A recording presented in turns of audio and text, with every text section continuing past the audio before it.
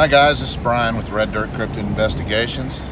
I am headed down to southeastern Oklahoma to meet up with some friends of mine to do a little bit of squatching, I guess you could say, and probably a lot of talking, chewing the fat. Come with me.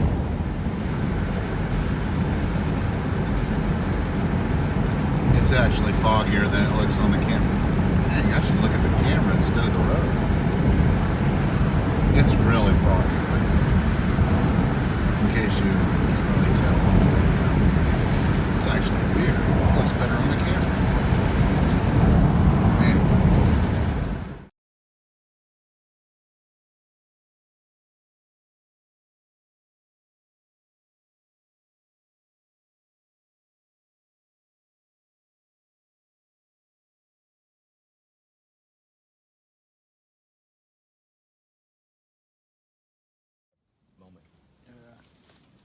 That was the clearest language I ever heard. Tim's sleeping in his truck. Marvin and I are at the tailgate of his truck, in the bed of it, in the back, by the back of his truck, and right around in the front of his truck. Now, granted, it was what, 20-something degrees. It was in the teens at night and in the 30s in the morning. We were sitting there just talking, just I don't know what we were talking about, and literally right in front of his truck. You could hear, I wish we had it recorded, but you could hear two voices. And we just sat there looking at her like, well, Tim had to hear that. So I walked around the front to his driver window, looked in there, and Tim was just knocked out. I said, well, you didn't hear that. Yeah, it was cold that weekend. I had to go to Walmart and buy some clothes because it was so cold. Tim has his own story with that cat, but Marvin and I left the barn and we were walking down in this it's in a hollow.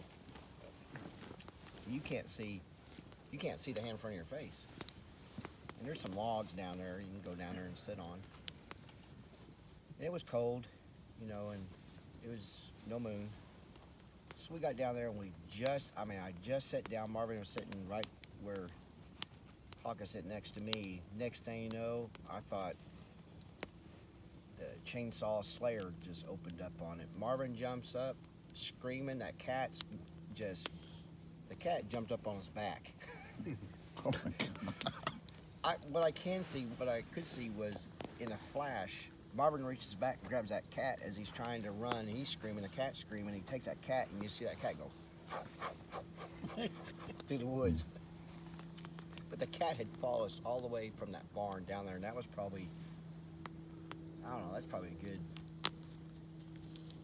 It's gotta be a half mile. yeah. That cat followed us all the way through the woods. The cat didn't live too long. The cat experienced 2 of his lives with Tim. He got into Tim's bread. Oh. We're out walking around, and that bread he put up on top of the washing machine. And it was cold. The door was shut. The cat was locked up in there, and we got back. And Tim found that Empty loaf of bread was spread everywhere. Oh no. that cat come over there by Tim. Want some loving. Tim kicked a 3-pointer.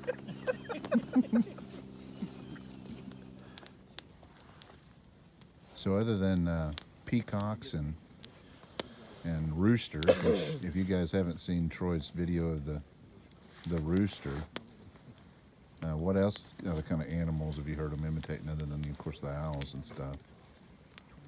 We've had some people that have said they were calling their names.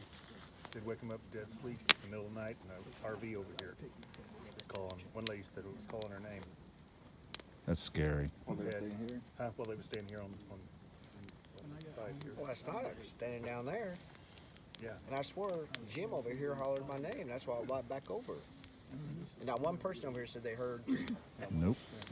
And I was standing down there with Tim, or I don't know who I was standing with, and I had something in my hand, or it was a thermal or something. I can't remember. And I said, "Here, hold this. Let me go see what he wants." And I walked back down here and said, "Jim, where you at? What do you need?" You didn't call my name. No. Somebody called my name. There was nobody around here. Sound just like Jim. Well, you've got phone calls. Were you on site here and you were at home?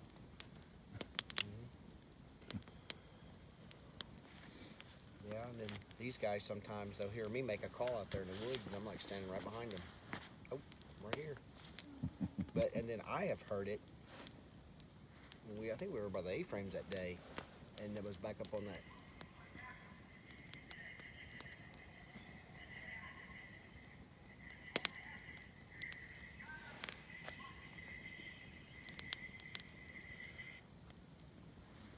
What is Did this? you tell him the story?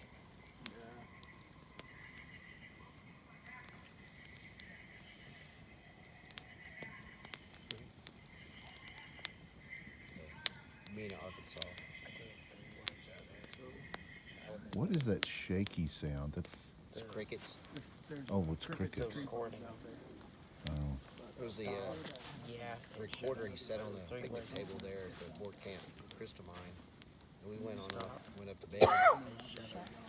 Next morning, he went to go fishing, and I walked down there and get that recorder.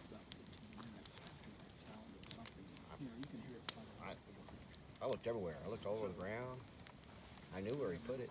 The recorder was not there. So I texted him and said, "Dude, recorder's not there." So I went over and drove down and picked him up. He was across the road. We went in town, went grocery shopping, and came back. And it was about to rain. I heard it. I did. 3 times. I heard What was it. it?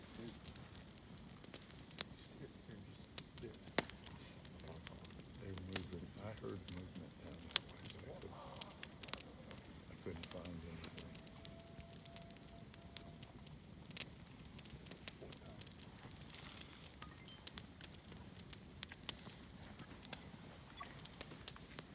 Tony was out in those woods.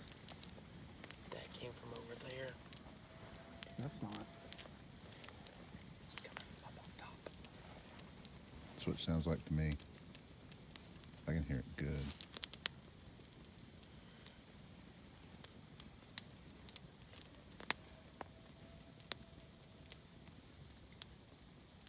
Stand by the dumpsters.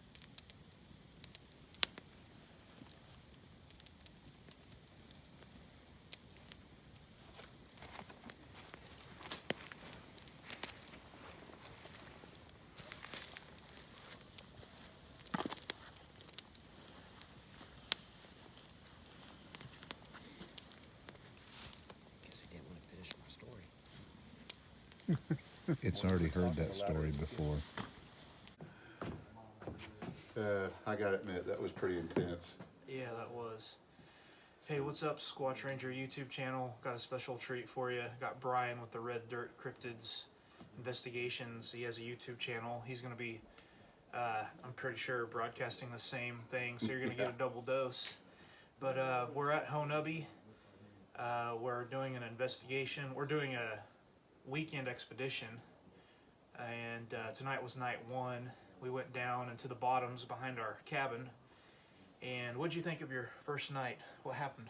Well, I brought my FLIR, and we got to hear some strange sounds, and there was some unusual activity as far as audibly, but that stuff's not super exciting unless it's super loud, and but after that, we were getting out the FLIR and we were kind of looking around, and I kept seeing things hiding behind the trees, but I didn't get any really good visuals on it. And every time we tried to approach it, whatever it was, went further back into the woods, and it would cover more territory than we could, for sure. But you could see whatever it was that was back there moving, and but anyway. Then there was the trip back out. That was the highlight of the night. Yeah. By the way, it started out in probably the 40s, mid 40s. It was actually nice. Everybody was pretty comfortable Yeah. walking down there. I wasn't even wearing this. The temperature started dropping after a couple hours, and it started getting cold. We started getting closer to the fire. So it's cold. Anyway, on our way out, we were the last two to walk out. Everybody else left on four-wheelers. Yeah. Two other guests of the expedition, they walked before us. They went out before us. I guess they're a couple hundred yards in front of us. Yeah. But we got the best excitement, the best activity of the night. The best heart palpitations. So we're the last ones walking out of the base camp. We're walking down the trail. I would say we didn't even get 50 yards, and we both had our headlamps on. We're just walking down the trail talking. We're talking about how to set up cameras for maybe tomorrow, set up the FLIR, and then what happened? Well, I would say, what would you say, about 15 feet to our left? Yeah, to our left, yes. Apparently, and we didn't know this prior, but apparently there's some kind of water slough that runs through the deep trees, and it's super thick. Whatever it was right on the other side, and it was walking through the water, and it was not even trying to. It wasn't even hide itself. Or no, it disguise. was almost like it wanted us to hear. It's almost like it knew we wouldn't be able to see it because of all that thick brush. Yeah, and it was right splashing. I mean, we heard definite splashing going on. And I had no idea. I had no idea there was water there. I've been here several times. I had no idea there was water right there in that area, but apparently there is, and it's always there. And we heard the splashing, and then we stopped, and we're like in shock, and we're like, we shined our headlamps in that direction, in that area, didn't see anything, Nothing. and it's whatever it was stopped, and so we're like, okay, and so we started walking again, and then. It started walking again, and it was loud. I mean, whatever it was definitely not a little deer or something walking through the water. It was big. I mean, whatever. It was pretty intimidating sounding coming. And then we stopped again, and it actually, I think it took like 2 extra steps because we got to hear it really good, and then it stopped again. And then as we finally took off, and at that point we were like, well, if it gets us, it gets us. Yeah, I was definitely walking faster out of there. It got my attention. I got our attention. And I think it did what it wanted to do. So. Oh yeah. Very cool activity. Didn't see anything, but the experience was great. I didn't hear any breathing. No breathing. No nothing. Just the splashing. Really heavy loud. splashing. And I'm not an expert on bipedal water walking, noises, but it definitely sounded like whatever it was on 2 feet. Yeah. I mean, but it was kind of hard to tell because it was making so much noise. I mean, it was a lot of racket. But anyway. So the theory is whatever it was escorting us out because we were the last attendees of the expedition leaving for the night. And so anyway, more maybe tomorrow. Hope so. Cool. All right.